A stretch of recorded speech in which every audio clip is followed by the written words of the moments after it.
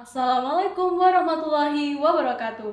Halo semua, selamat datang di podcast Manfaat Jombang, tempat kita berbagi cerita inspiratif dan membanggakan.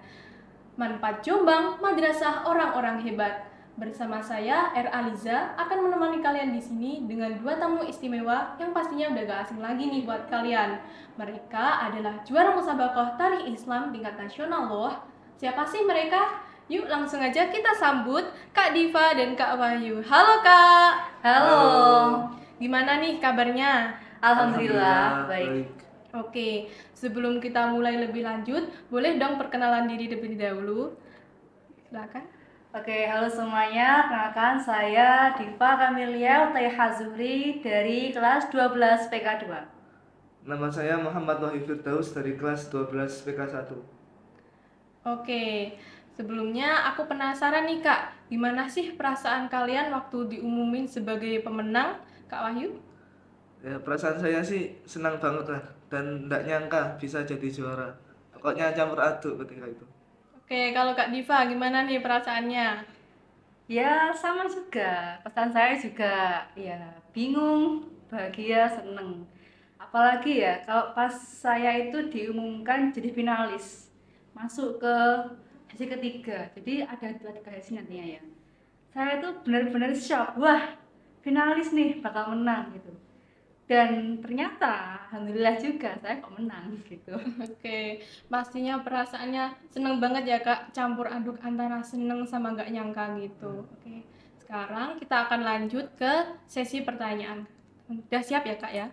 Siap. Yang pertama nih, boleh dong diceritain gimana sih pengalaman kalian ketika mengikuti Olimpiade mulai dari babak penyisihan sampai ke final? Pengalamannya ya. Ya, pengalamannya sih seru. Jadi kan ini kan lombanya kan nasional ya, jadi nggak mudah melaluinya. Ada sekitar 3 tahapan. Jadi nggak langsung kita itu ke sana lomba terus menang ya, nggak langsung gitu.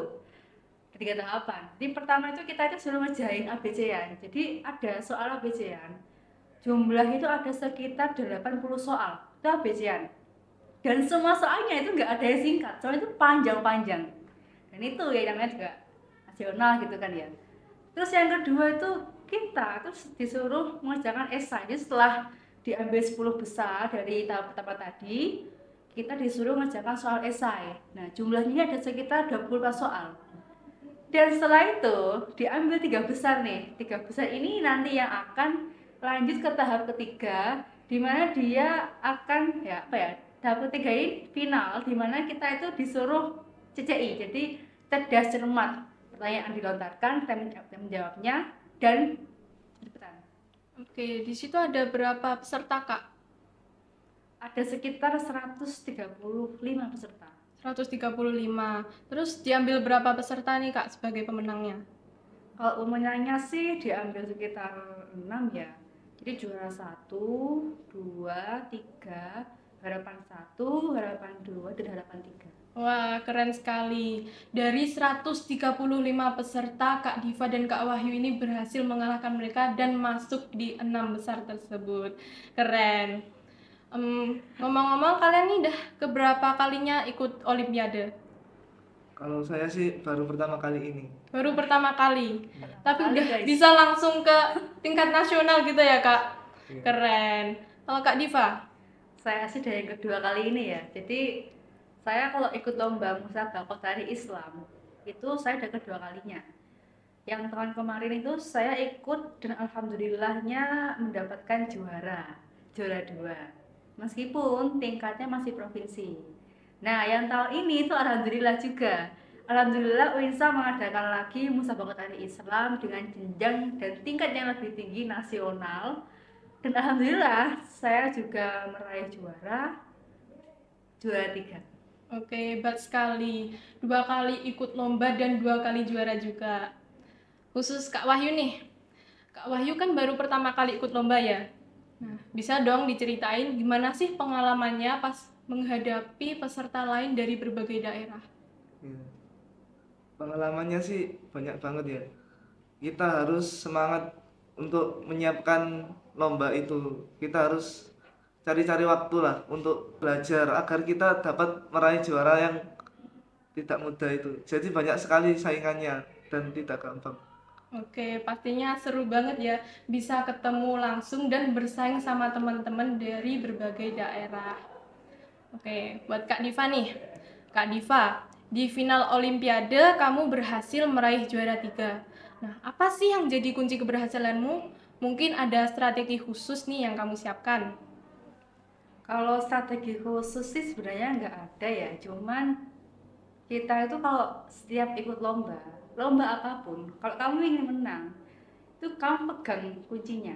Ini ada kuncinya. Jadi yang pertama itu kamu itu harus ada niat.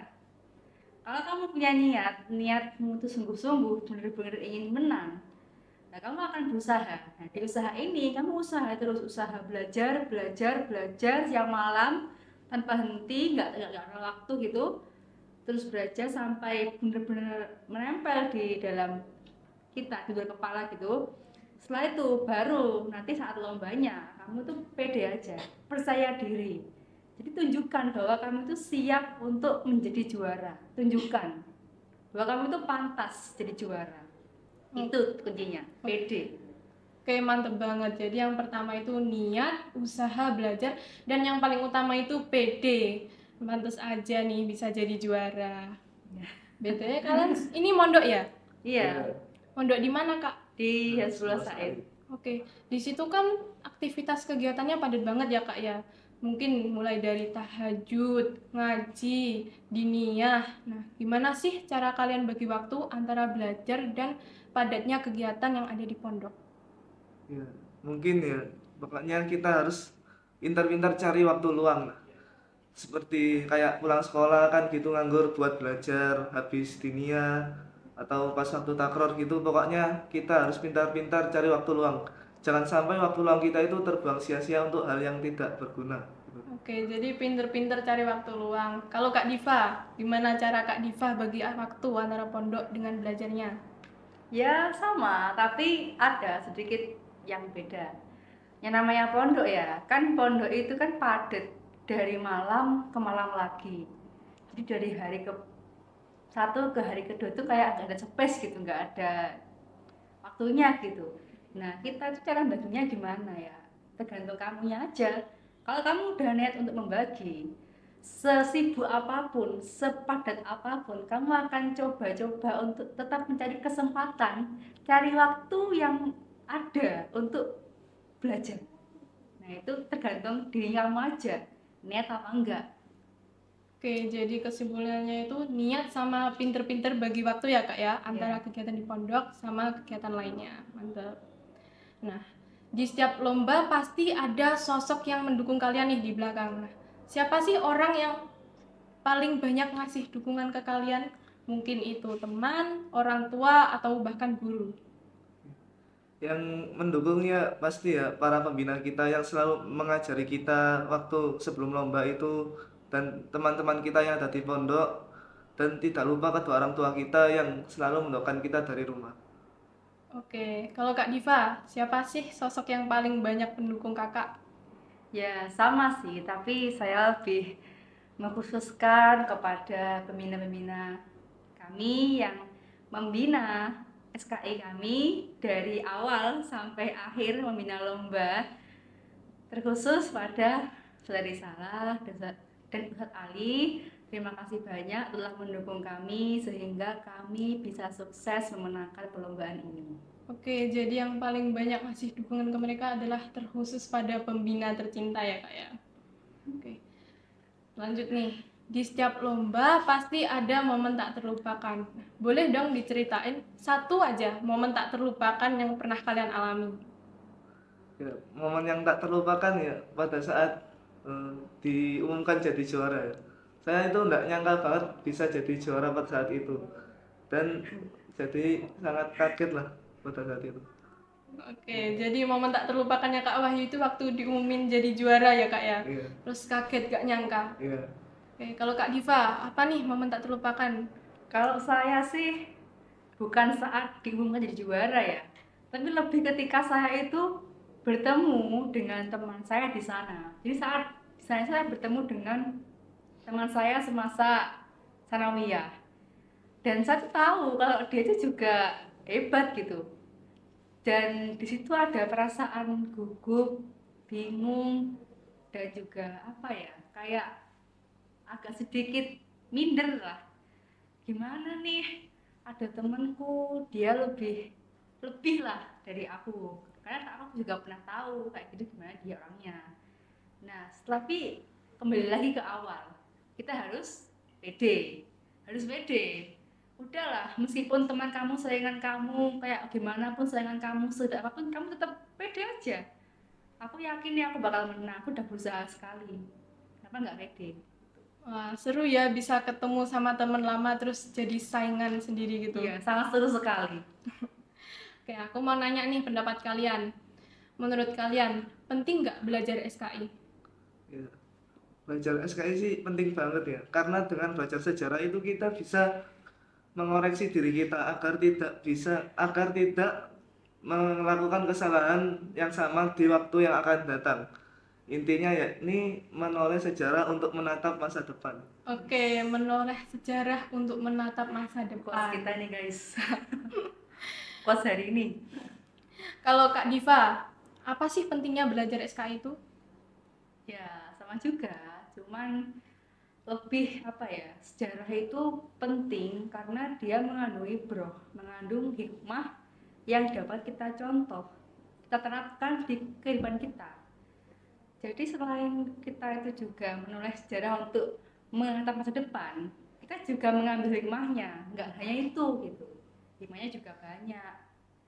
Dan juga sejarah itu dapat membuat kita itu berpikir kritis, jadi apa ya, mendewasakan pikiran kita jadi orang yang nggak serta-merta itu tertutup, terbuka pada segala sesuatu, terbuka. Ya itu pentingnya sejarah. Oke, maksudnya mendewasakan kita itu gimana, Kak? Contoh ya, ketika kita mempelajari sejarah, kita akan tahu banyak tokoh-tokoh muslim, terutama tokoh-tokoh muslim yang terkhusus bagi ilmu muslim yang sukses. Apa kunci mereka itu sukses?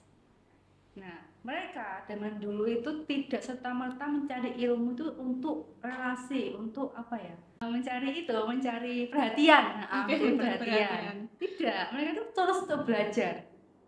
Dan ini yang membuat mereka sukses. Mereka nggak serta-merta mencari ilmu itu agar ada yang lihat aku nih hebat loh, bisa belajar, itu enggak serta-merta. Itu kelemahannya kita sekarang. Beda dengan ilmu itu zaman dulu.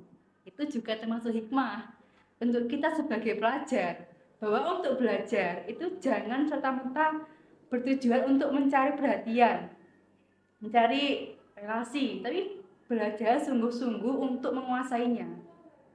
Oke, belajarlah sungguh-sungguh untuk menguasainya, jangan seperta-merta untuk mencari perhatian saja. Terakhir, pesan kalian buat teman-teman yang ingin berprestasi seperti kalian. Apa sih yang harus mereka lakukan untuk jadi seperti kalian? Pesannya sih yang penting semangat dan jangan lupa terus belajar, dan tidak lupa untuk menggunakan waktu-waktu luang untuk hal-hal yang bermanfaat, dan jangan sampai gunakan untuk hal-hal yang tidak berguna. Oke, teruslah belajar dan gunakan waktumu untuk hal-hal yang bermanfaat. Kalau Kak Diva, apa nih pesannya? Ya sama, tetap semangat, jangan pernah berhenti untuk belajar, mengejar impian, teruslah berambisi untuk berprestasi, dan jangan pernah melupakan sejarah. Oke, teruslah berambisi untuk mengejar misi dan jangan lupa untuk tidak pernah melupakan sejarah. Terima kasih buat Kak Diva dan Kak Wahyu yang sudah meluangkan waktunya untuk hadir di podcast ini. Sukses selalu untuk langkah kalian ke depannya dan semoga bisa jadi inspirasi buat kita semua. Buat teman-teman, jangan lupa untuk tetap semangat dan raih impian kalian. Saya Aliza, pamit undur diri, tapi sebelum kita tutup, yuk kita jargon lebih dahulu biar semangat dari kalian nular ke teman-teman. Manfaat Jombang, Madrasah Orang-Orang Hebat. Terima kasih, sampai jumpa di episode berikutnya dengan tamu istimewa lainnya. Wassalamualaikum warahmatullahi wabarakatuh.